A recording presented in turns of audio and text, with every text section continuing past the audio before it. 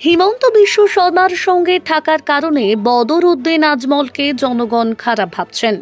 বধূ ভাই এবং হিমন্ত বিশ্ব শর্মাকে জনগণ সম্পূর্ণভাবে প্রত্যাখ্যান করবে বললেন বিধায়ক রকিবুল হোসেন। নির্বাচনের মাত্র 4টি দিন বাকি এবং নির্বাচনের দিন যত ঘনিয়ে আসছে তার সঙ্গে সঙ্গে প্রতিটি রাজনৈতিক দলের নেতাদের আবির্ভাব হচ্ছে বরাক উপত্যকায়। নিজ দলের প্রার্থীর হয়ে প্রচার চালাতে বরাক উপত্যকায় এসেছিলেন নেতারা।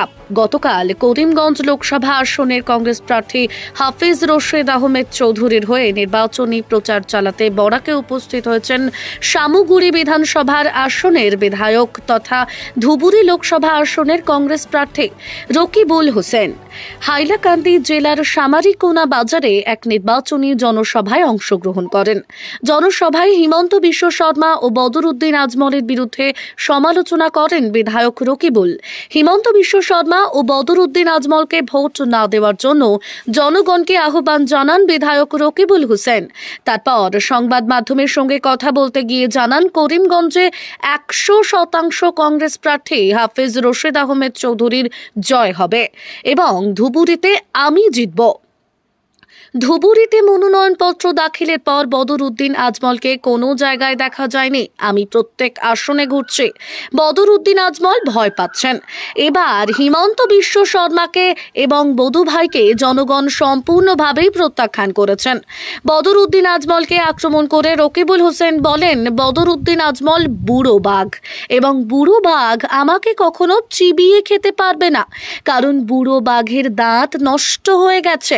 এই দাঁতগুলো এখন লন্ডনে গিয়েও ঠিক হবে না এবং আমাকে খেতেও পারবে না। এবার বদরউদ্দিন আজমল এবং হিমন্ত বিশ্ব শর্মাকে জনগণ প্রত্যাখ্যান করবে এবং অসমে ইন্ডিয়া জোট ভালো ফলাফল করবে বলে আশাবাদী রকিবুল হোসেন। রামধন দাসের রিপোর্ট, নিউজ অবিকল। করিমগঞ্জ জিলাৰ হাইলাকান্দি জিলাত আছোঁ, য'তো কৰিমগঞ্জ আমাৰ লোকসভা সমষ্টিৰ কেণ্ডিডেট হাফিজ ৰছিদ আহমেদ চৌধুৰী অধিবক্তা জ্যেষ্ঠ তেওঁৰ প্ৰচাৰ চলাবৰ কাৰণে আহিছিলোঁ, কংগ্ৰেছ আৰু বিৰোধী ঐক্যমঞ্চৰ প্ৰাৰ্থী। ইয়াত আহি যিটো দেখিলোঁ, ইয়াত বদৰুদ্দিন আজমল ডাঙৰীয়াক মানুহে খুব বেয়া পাইছে হিমন্ত বিশ্ব শৰ্মাৰ লগত একেলগে থকাৰ কাৰণে। গতিকে হিমন্ত বিশ্ব শৰ্মা আৰু বদৰুদ্দিন আজমল জ্যোতিক পৰাস্ত কৰিবৰ কাৰণে সকলো ঐক্যবদ্ধ হৈছে আৰু সেইকাৰণে এইবাৰ হাফিজ ৰছিদ চৌধুৰী যে ইয়াৰ পৰা বহুভোটত জিকিব সেই কথাটো স্পষ্ট হৈছে।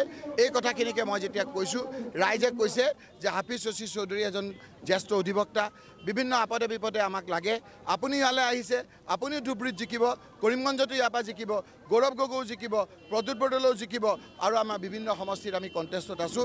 এইবাৰ বধূ ভাই আৰু হিমন্ত জ্যোতিক ৰাইজে সম্পূৰ্ণৰূপে নাকচ কৰিব।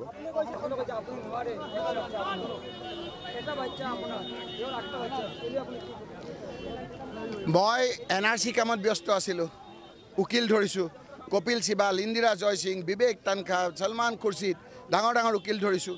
এইবাৰ 51-71 আপোনাৰ ভিত্তি বছৰৰ কাৰণে হ'ল। এই মানুহখিনিৰ পক্ষত থাকি 71 থাকিব লাগে বুলি অসম চুক্তিমতে কপিল সিবাল, ইন্দিৰা জয়সিঙৰ কেছত আমি উকিল লৈছোঁ।